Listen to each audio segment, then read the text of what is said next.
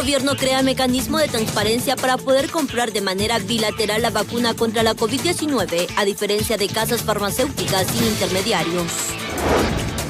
Además, luego de lo experimentado en la adquisición de hospitales móviles, congresistas y epidemiólogos piden que sean expertos en salud los que garanticen la compra directa de la vacuna contra el COVID-19. Por otra parte, autoridades del Consejo Nacional Electoral determinaron apoyar a los partidos políticos que deseen realizar el conteo mediante 4 filtros. Los liberales lo cuestionan asegurando que esto debió tratarse en las reformas electorales. En tanto, diputados del Partido Liberal y Libre aseguran que los miembros del Consejo Nacional Electoral tienen el reto de lograr dar a conocer en 2 horas los resultados preliminares de las elecciones internas. Y esta noche, en los especiales de BTV, les mostramos la historia de Esmeralda Moncada, una excepcional emprendedora quien demostró una vez más que el coraje y la valentía de los hondureños no tiene límites. Estas y otras informaciones a continuación en su noticiero estelar Impacto BTV, el poder de la noticia.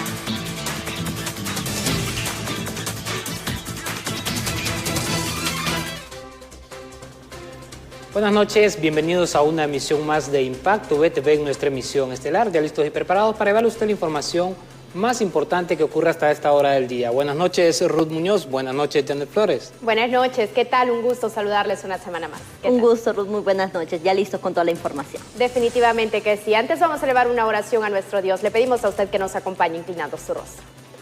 Amado Jesús, buenas noches. Una vez más venimos delante de tu presencia inaugurando esta semana informativa en la emisión estelar de Impacto BTV. Gracias, Jesús, porque hasta aquí tú nos has ayudado a nosotros y a cada uno de nuestros compañeros que forman parte de este equipo para poder llevarte la información o llevarle la información más actualizada a nuestra población. Señor Jesús, ponemos delante de ti cada uno de esos problemas sociales que como sociedad estamos enfrentando, esos problemas que abaten nuestra salud, que abaten nuestro pensamiento, nuestras emociones.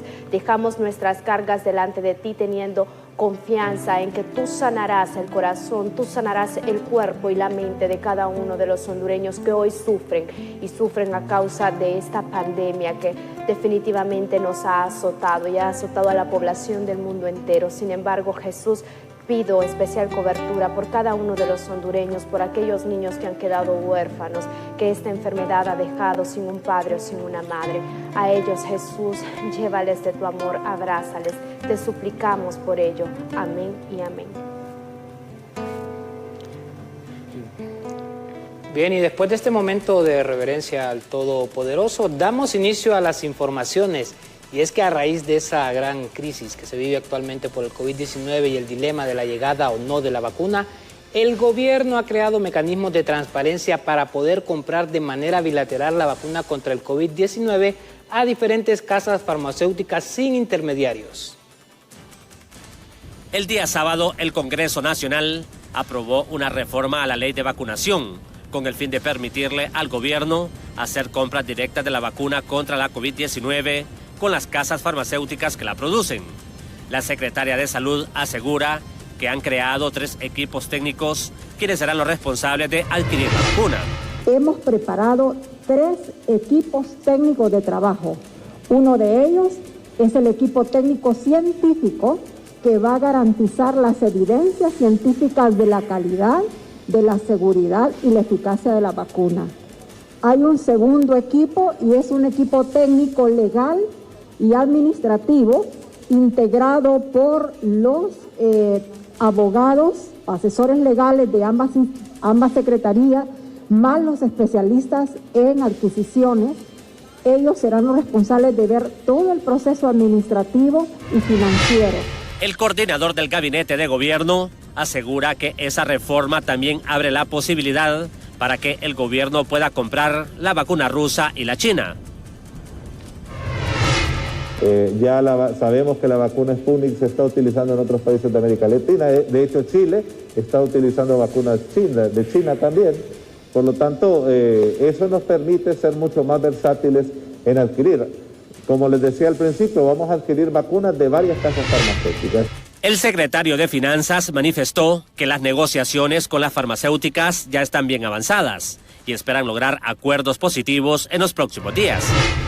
Hemos estado conduciendo estas pláticas que están muy avanzadas, acompañándonos obviamente del ente rector, que en este caso es la Secretaría de Salud.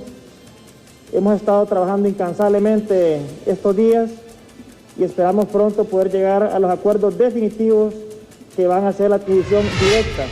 El coordinador del gabinete de gobierno también aseguró que el personal de salud del Seguro Social también será vacunado con las compras bilaterales que haga el Estado, porque son las que estarían llegando primero al país. En cámaras, Isaac Alcerro, les informó Luis Durón para Impacto BTV. Y congresistas y epidemiólogos piden que sean expertos en salud los que garanticen las compras de emergencia que el gobierno pretende hacer, ya que se podría repetir lo registrado en la adquisición de los hospitales móviles. Con suma preocupación, congresistas ven cómo se pretenden realizar compras de vacunas contra el COVID-19 de forma directa, sin que existan garantías de expertos u organismos internacionales de salud.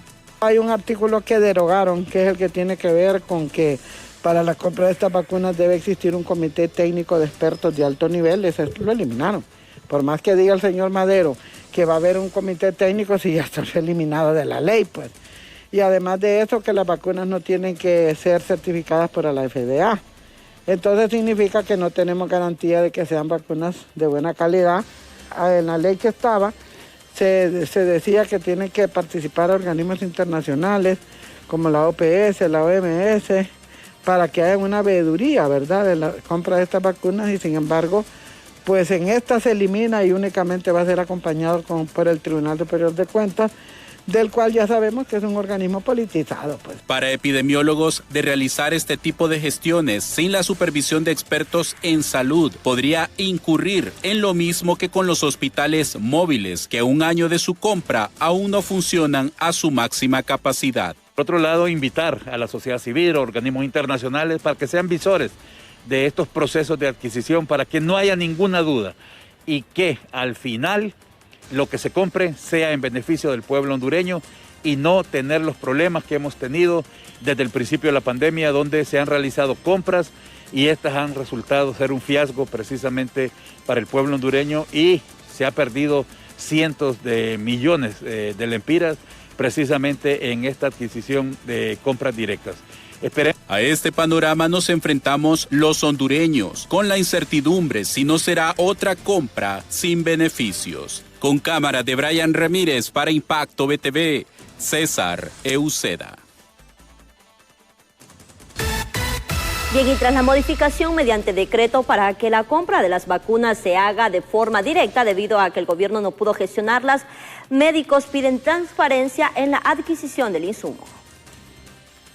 Luego de la sanción y publicación del decreto que reforma la ley de vacunas gratuitas, algunos expresan que se busca agilizar la adquisición del producto y negociar directamente con las casas farmacéuticas. Pero sectores médicos piden transparencia debido a los antecedentes con las compras de los hospitales que llegaron en mal estado.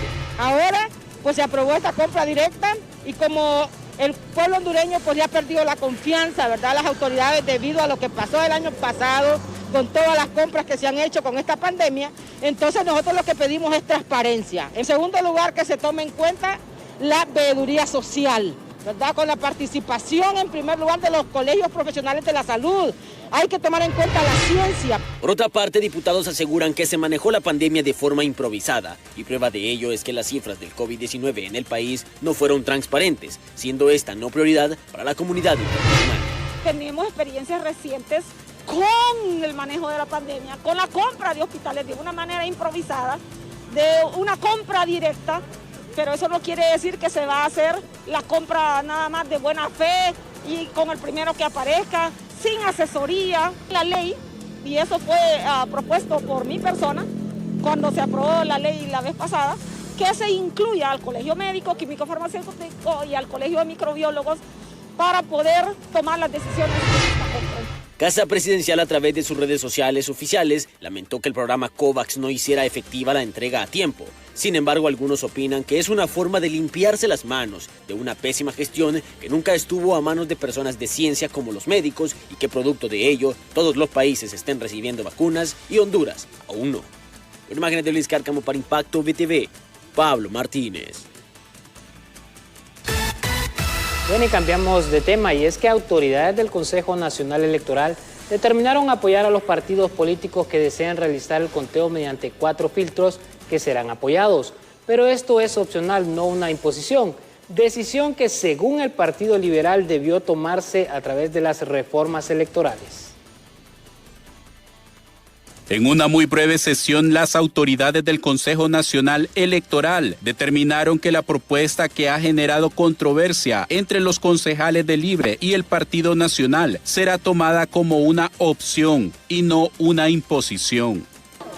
De los conteos municipales y departamentales y de lo que puede abonar en transparencia al proceso, los partidos políticos que estén listos y dispuestos a hacer sus conteos municipales y departamentales van a contar con el apoyo del órgano electoral.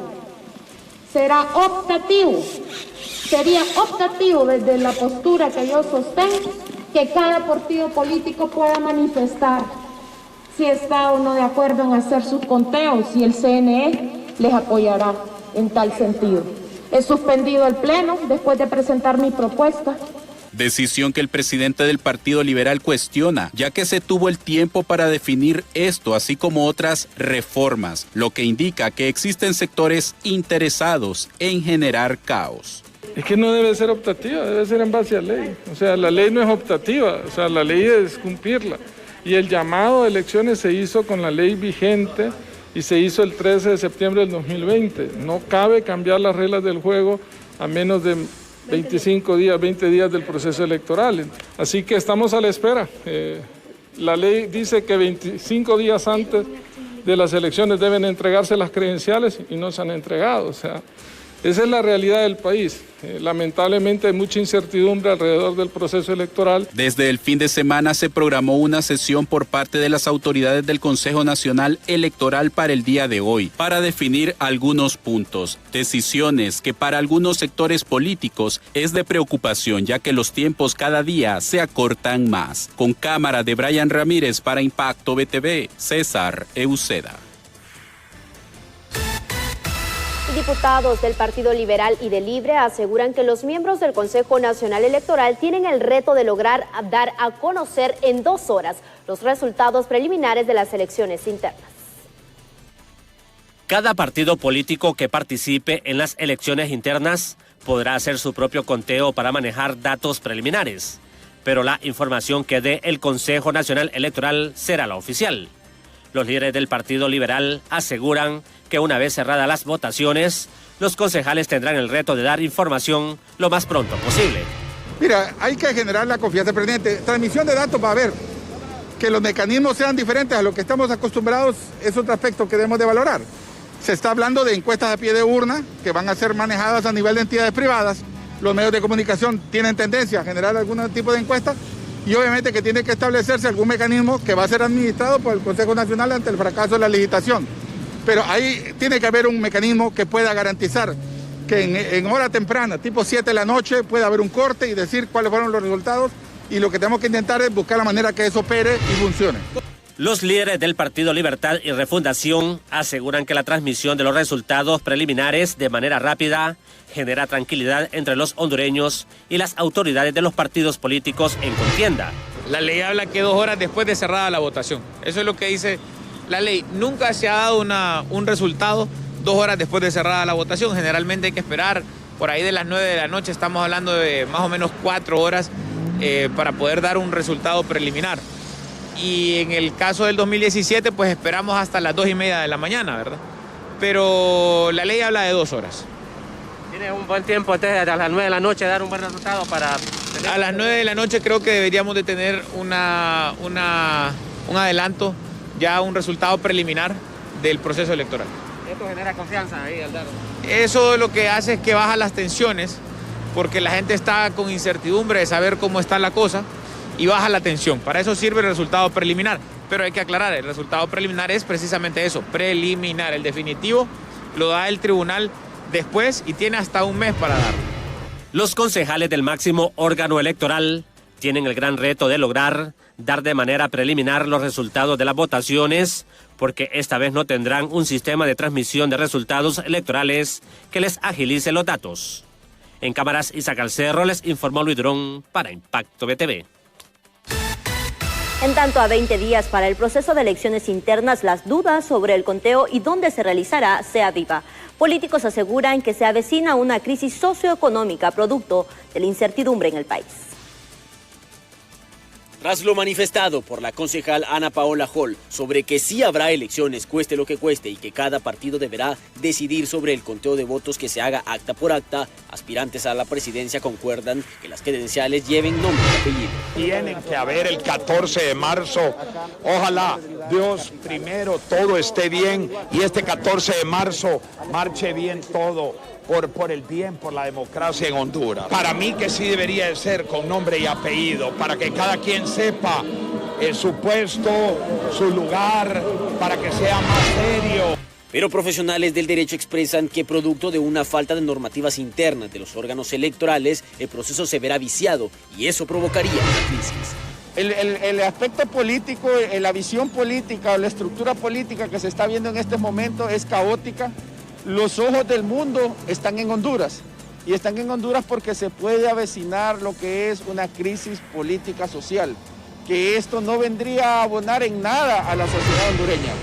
Aspirantes a elección popular manifiestan que dicha crisis e incertidumbre a pocos días de las elecciones ya se venía planeando y que lo que se busca es anular el proceso electoral y buscarse el continuismo del poder. La idea de no trabajar durante 18 meses era justamente esa, generar esta situación de incertidumbre, de inestabilidad, de crisis, para dentro de 10 días decir no hay condiciones para celebrar elecciones primarias, se suspenden y luego dar el zarpazo sobre las elecciones generales, se posponen las elecciones generales, hay extensión del mandato presidencial. Entre voces disonantes se prevé que la crisis electoral ya existe y que estas elecciones internas penden de un hilo. Los órganos como el Consejo de Elecciones y el Tribunal de Justicia carecen de ley y eso es negativo para legitimar una democracia golpeada. Imágenes de Luis Cárcamo para Impacto BTV, Pablo Martínez. Bien, y siempre en temas electorales, el día de hoy en la revista Hola Honduras acompañaron al licenciado Jorge Zelaya, ex autoridades del Tribunal Superior Electoral, desaparecido Tribunal Superior Electoral, quienes pues dieron sus declaraciones y dieron a conocer también su opinión referente a esta crisis que vive el Consejo Nacional Electoral.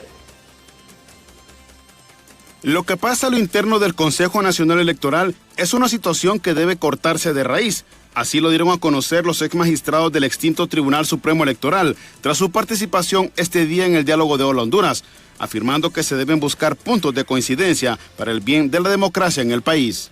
Y entonces hay que empezar a utilizar la democracia dentro del organismo. Y cada quien expone su idea y se buscan puntos de coincidencia para tomar decisiones. Al final esas decisiones pueden ser unánimes, pero también al final la decisión puede ser mayoritaria, que es lo que establece la ley. Y entonces viene el poner en marcha el proceso interno democrático en uno mismo para poder aceptar la decisión de una mayoría. A criterio del ex magistrado por el Partido Liberal, los caminos de los procesos electorales presentan una serie de adversidades que deben de romperse lo más pronto posible. La primera gran dicotomía que se presenta es, tal como lo dice Mario, el censo es uno, el proceso electoral también es uno. Ya se convocó a elecciones primarias, que es uno de los procesos de las elecciones. Sin embargo, en el Congreso Nacional de la República se está discutiendo una nueva ley. Y creo o presumo que esa nueva ley, si se aprueba antes de las elecciones generales, la van a querer aplicar para las elecciones generales. Para Impacto BTV, les informó Efer Guevara. En este momento hacemos un contacto en directo con nuestra compañera Kenia Chinchilla desde la zona norte del país. Ella nos da a conocer reacciones de expertos en materia de elecciones, quienes aseguran que esto puede darse únicamente si los partidos políticos llegan a consensos para poder resolver la crisis desde el Consejo Nacional Electoral. Kenia, muy buenas noches, bienvenida.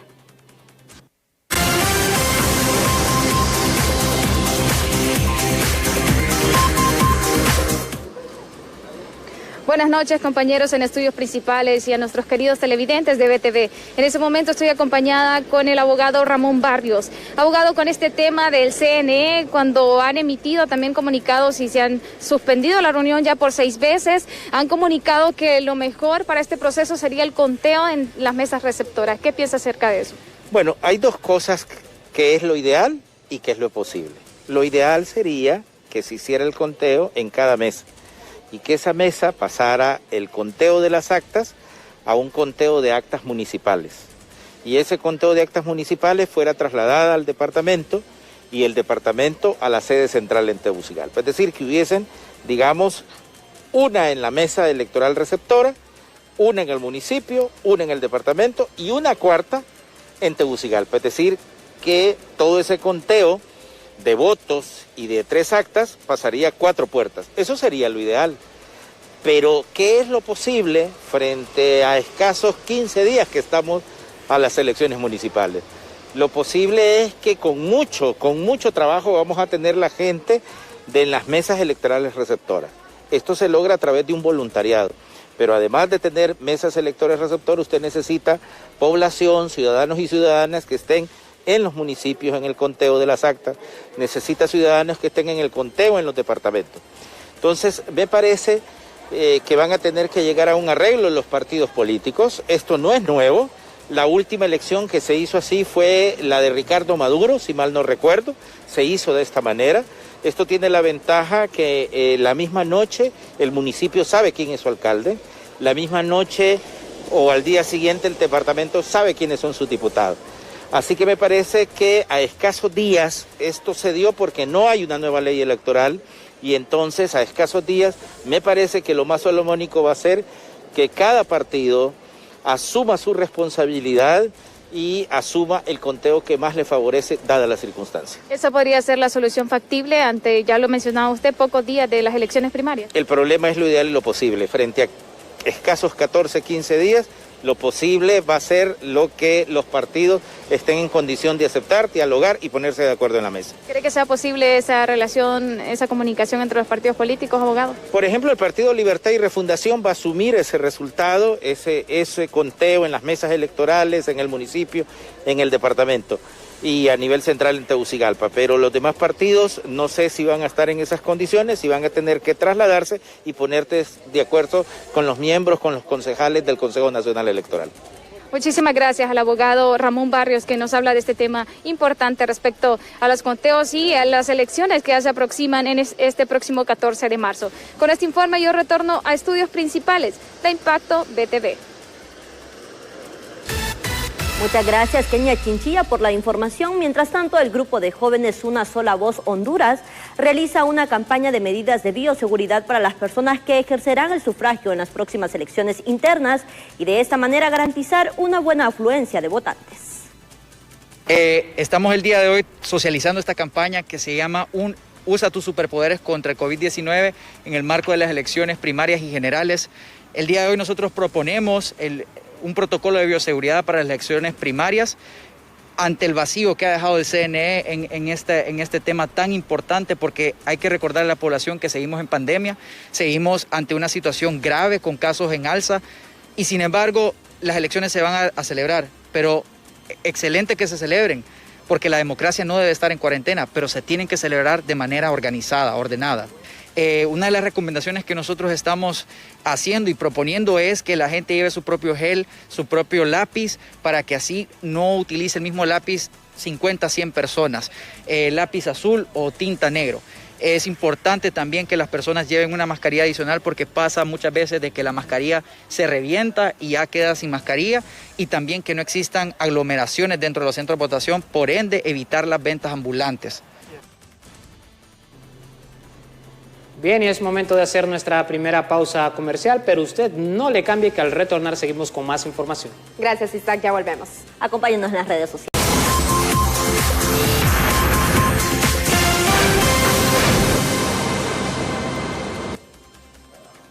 Siete de la noche con 23 minutos. Gracias por continuar informándose con nosotros y siguiendo con más noticias.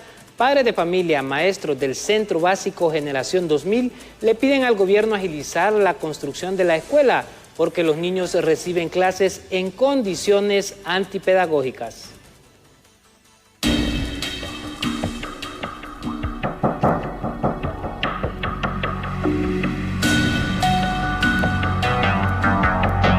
Estas imágenes evidencian el total abandono en el que el Estado tiene a este centro educativo Generación 2000, ubicado en la colonia del mismo nombre al norte de la capital. Sus aulas están hechas de tablas de orilla, pisos de cemento y otras de tierra, y no cuentan con las medidas estándar, por lo que no caben los niños y niñas matriculados. Donde las medidas no son exactas, así como lo establece la ley. Por ende, entonces, no caben más de 25 estudiantes, no caben dentro del salón de clase. Entonces, al volver de manera presencial, tendríamos que dividir los primeros 3 grados, ¿verdad? Porque tenemos una matrícula arriba de 35 estudiantes. Los maestros del Centro Básico Generación 2000 aseguran que los niños reciben clases en condiciones antipedagógicas, pero ellos hacen su esfuerzo con el fin de evitar que los menores caigan en grupos criminales, en las drogas y el alcohol. Estamos en unas condiciones que no es la que los niños pues necesitarían o estuvieran cómodos, pero tenemos que hacerlo así. La necesidad nos obliga, la necesidad también del padre de familia, del niño, de recibir el pan del saber, pero que no, eso no nos limita, eso nos impulsa más a trabajar por estos niños que sabemos de que en el futuro van a ser gente de bien y que no vamos a intentar evitar que se integren a grupos antisociales, porque ese es el riesgo que se tiene en estos barrios marginales de la capital. Este centro educativo cuenta con 5 aulas, las cuales a esfuerzo de los padres de familia han sido construidas sin ayuda de nadie, por lo que le piden al gobierno agilizar la construcción de la escuela, la cual está en licitación desde hace 5 años. No es el primer año que hemos trabajado haciendo una aula a cada año, con las donaciones de nosotros mismos, de los padres, porque aquí ni parte del gobierno ni nadie los ha venido a decir pues que nos van a aportar algo para hacer una aula o para hacer algo pues en nuestra construcción. Matizado entre los grandes edificios de la capital se encuentra el Centro Básico Generación 2000, donde alrededor de 200 niños y niñas reciben sus clases de manera antipedagógica, ya que en el verano tienen que soportar la inclemencia del sol y en el invierno lidiar con el barro. En cámaras, Isaac Alcerro, les informó Luis Durón para Impacto BTV.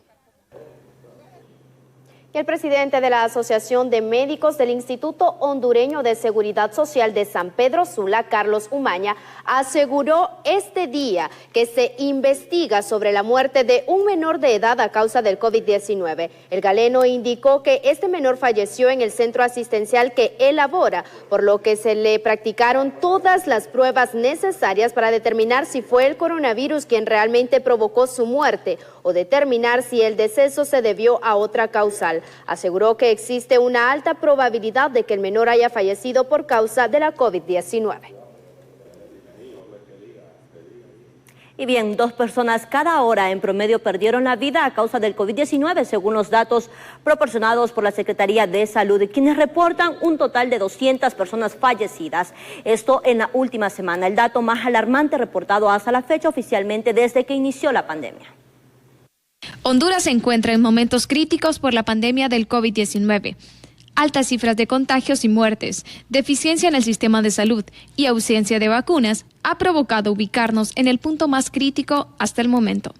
Hay que recordar de que el año pasado la primera oleada fue fuerte, pero no podemos también descartar que esta segunda oleada nosotros tenemos pacientes que han sido afectados independientemente de la edad que tengan. Ya se ha dicho que todo el 2021 y parte de 2022 vamos a estar todavía en pandemia de la COVID-19.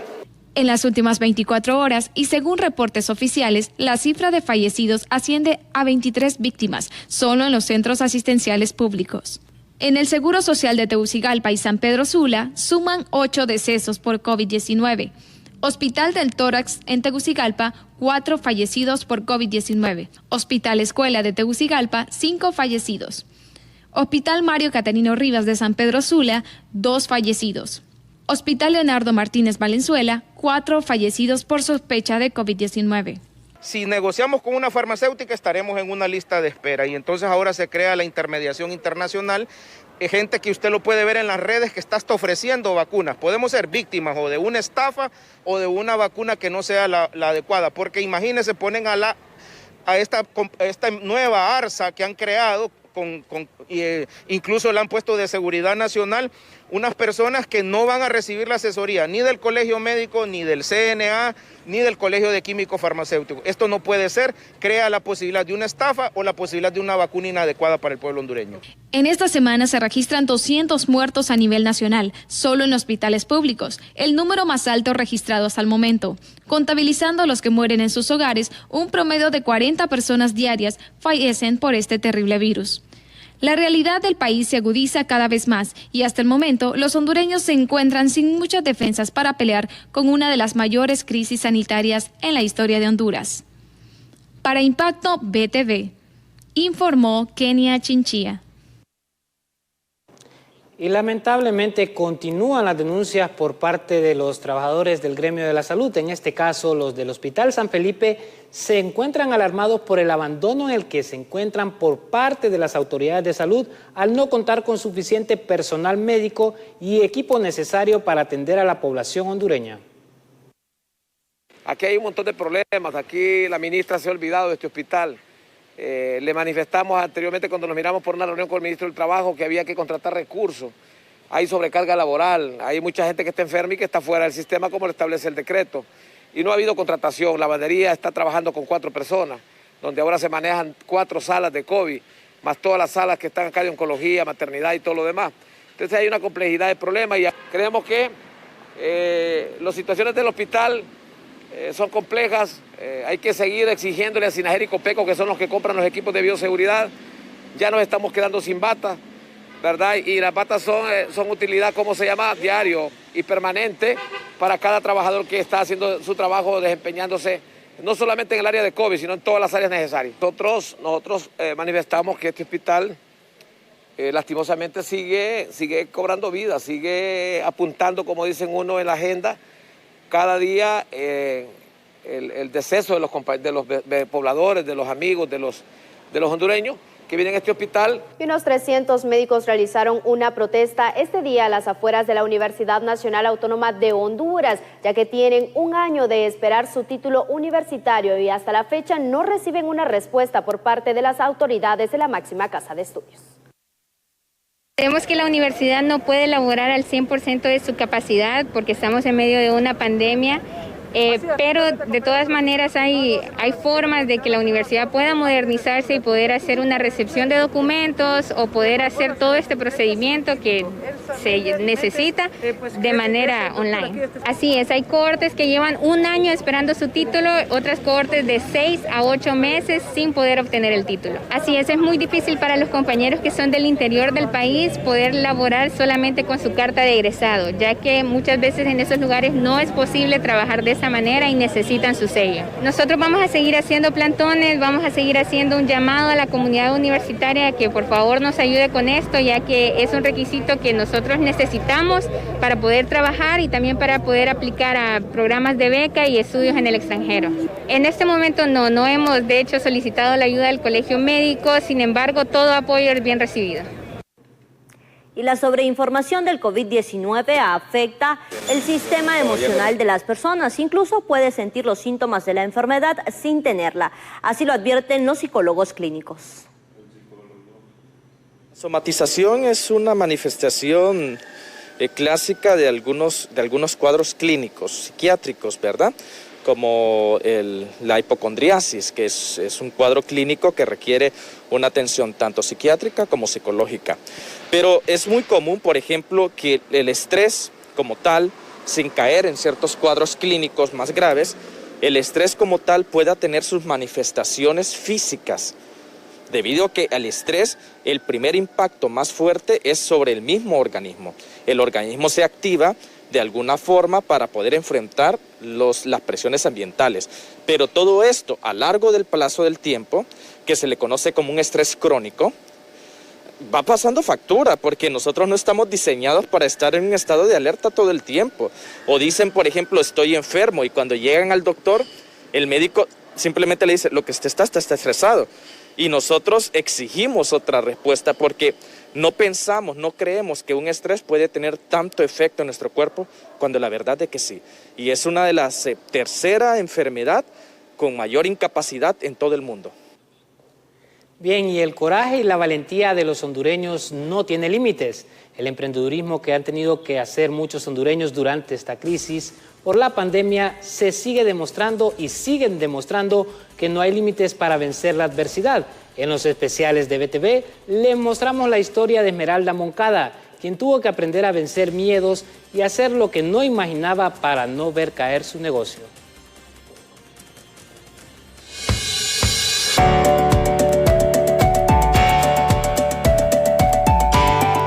Resurgir de una crisis no es fácil, pero un pequeño detalle como la actitud hace la diferencia. Así lo ha hecho Esmeralda Moncada, una emprendedora desde hace 4 años, a quien visitamos en la colonia Kennedy de Tegucigalpa. Esmeralda sí ya es un negocio que anteriormente ya lo había puesto, pero lastimosamente, ¿verdad? Por problemas tuve que quitar el negocio y pues volví a emprender nuevamente. Toda la situación, ¿verdad?, que se nos presentó, tuve que pues tomarme el ingenio, ¿verdad?, la idea de ver cómo hacía para poder salir adelante y poderle prestar un mejor servicio a nuestros clientes. Este ha sido un emprendimiento familiar donde todos han tenido que involucrarse, aun cuando no sabían cómo hacerlo. Empecé afuera y en el Porsche con una vitrina y solo tenía 6 borradores, 6 lápices y así empecé aquí. Solo empecé con 500 lempiras. La situación que estamos, se ha necesitado el apoyo de la familia y pues yo he venido a estarle ayudando todos los días. Tenemos un horario, ¿no?, que es de 8 a 9, pero si un cliente viene tarde, ella siempre está ahí, siempre a lo que el cliente diga. Pues ha sido un gran reto, pero creo que Dios ha sido bueno con todos los que son emprendedores. Pero ahora me tocó a mí vivir el nerviosismo que sintió Esmeralda la primera vez que se aventuró a realizar los hermosos arreglos. Y ahora llegó ya el momento de la verdad y es donde yo voy a aprender a hacer un arreglo de globos. Así que en este momento Ruth me va a enseñar. ¿Cree que puedo aprender, Ruth? Claro que sí, es muy fácil de aprender. Vamos a comenzar haciendo lo que es la base. Primero, ¿verdad?, que es la base que se llevan todos los globos.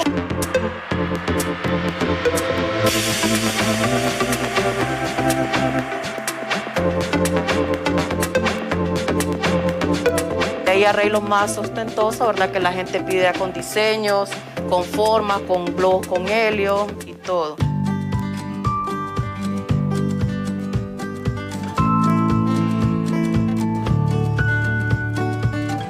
El mayor reconocimiento de su trabajo lo ha obtenido de sus clientes.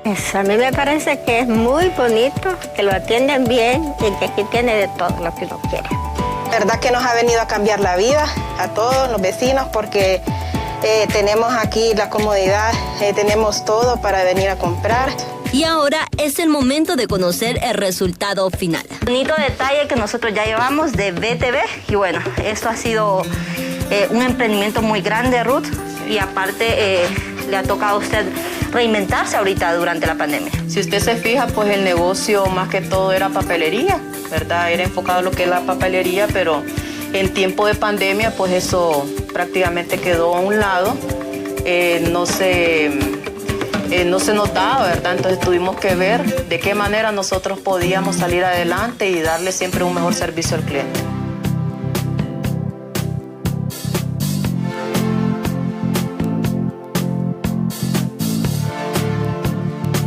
Para Esmeralda este negocio fue su sueño durante muchos años, hasta que un día dejó sus miedos atrás y decidió emprender con poco, demostrándose y demostrándole a los demás que cuando se quiere se puede. Pero su mayor reto comenzó en esta pandemia, cuando tuvo que reinventarse para no ver caer su esfuerzo. Y lo ha logrado, pues sigue siendo el sustento de su familia.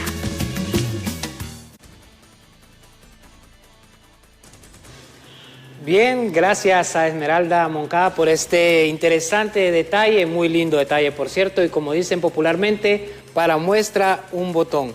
Parte del emprendedurismo y ese espíritu de superación que han tenido que sacar muchos compatriotas, pues en medio de la pandemia, y aquí está este lindo detalle para pues, la familia de BTV. Así es, muchísimas gracias y felicitaciones a Esmeralda. Janet, tenemos que irnos a la pausa. Así es, nos vamos a la pausa comercial, nos quedamos hablando del especial a través del Facebook.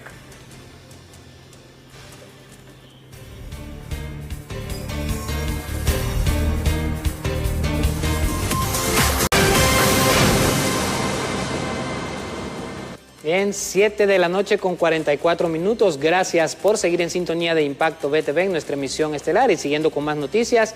Ante la posibilidad de postergar las actividades de celebración en el marco de la Semana Santa, empresarios y microempresarios del sector turismo aseguran que esto sería catastrófico para sus economías, ya que registran pérdidas millonarias.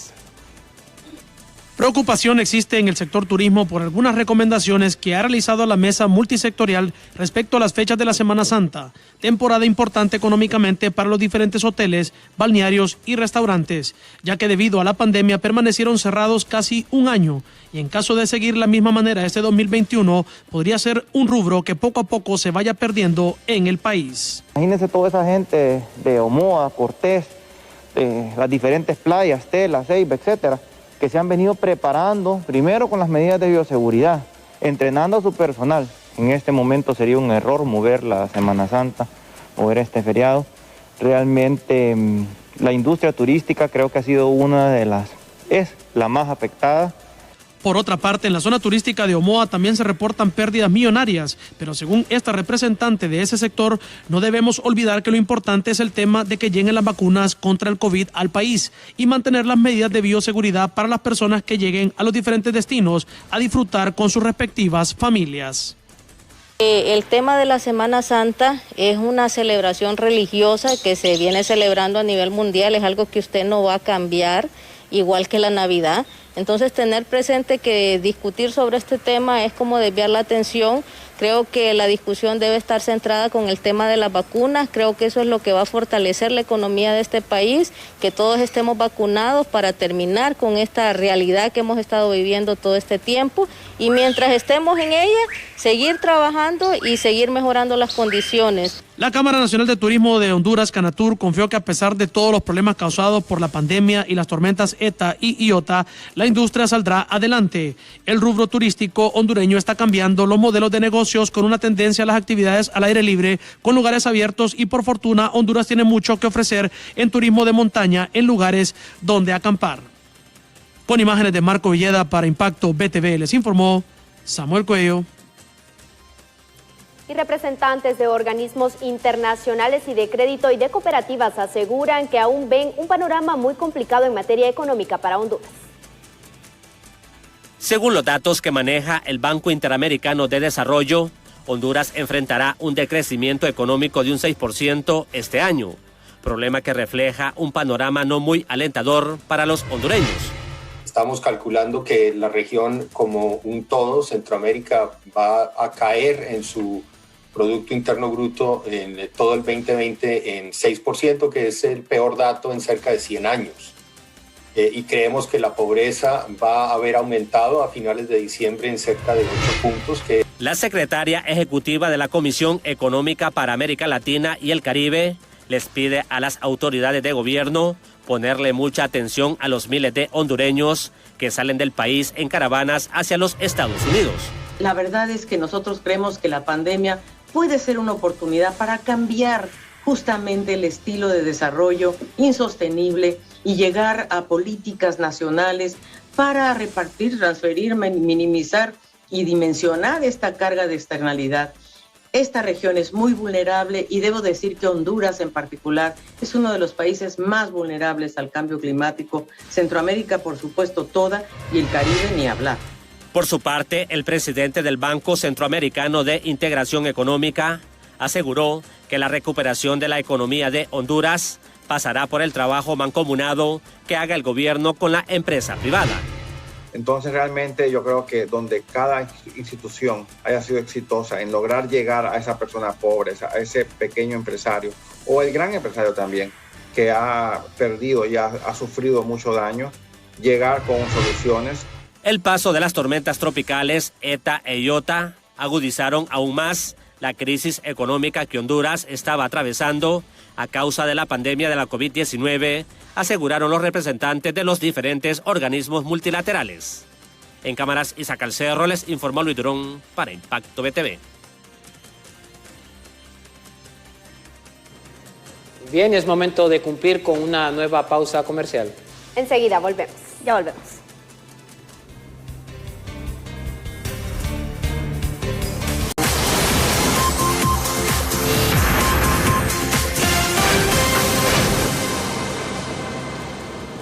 Gracias por continuar informándose con nosotros y siguiendo con más noticias. Dirigentes del sector de carga pesada piden a las autoridades eliminar el cobro del peaje entre las 9 p.m. y las 5 a.m. De esta manera, los operarios de este rubro podrían trabajar solo en la noche.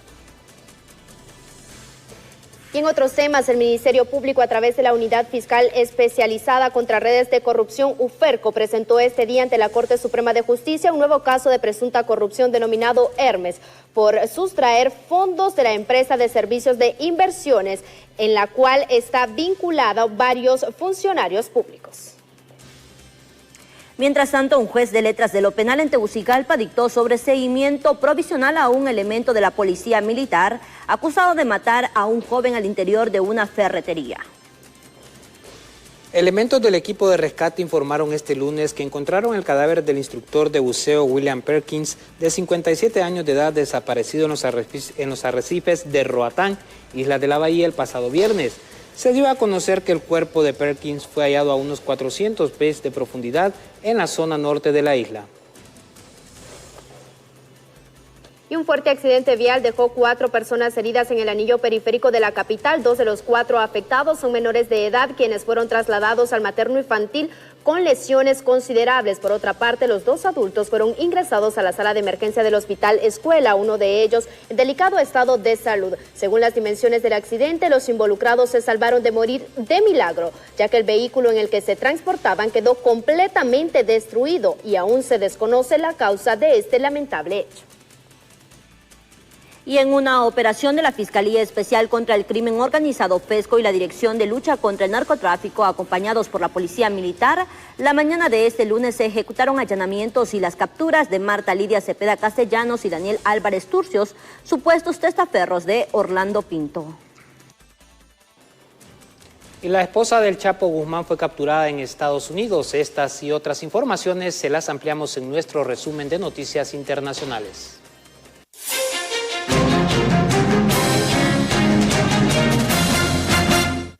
La esposa del mexicano Joaquín El Chapo Guzmán Loera fue arrestada este lunes en Estados Unidos por cargos relacionados con su presunta participación en el tráfico internacional de drogas, según anunció el Departamento de Justicia.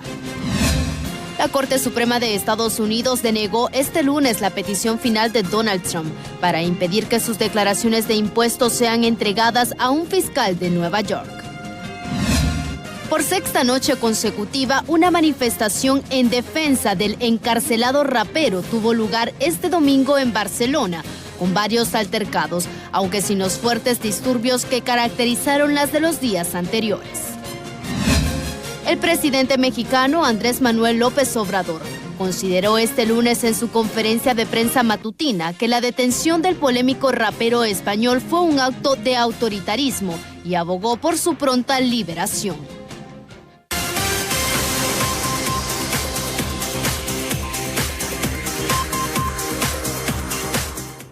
Bien, no queda tiempo para más que agradecerles por habernos sintonizado. Así es, nos despedimos y le invitamos mañana a nuestras nuevas jornadas noticiosas. Janet, buenas noches. Buenas noches, Ruth. Buenas noches a los televidentes.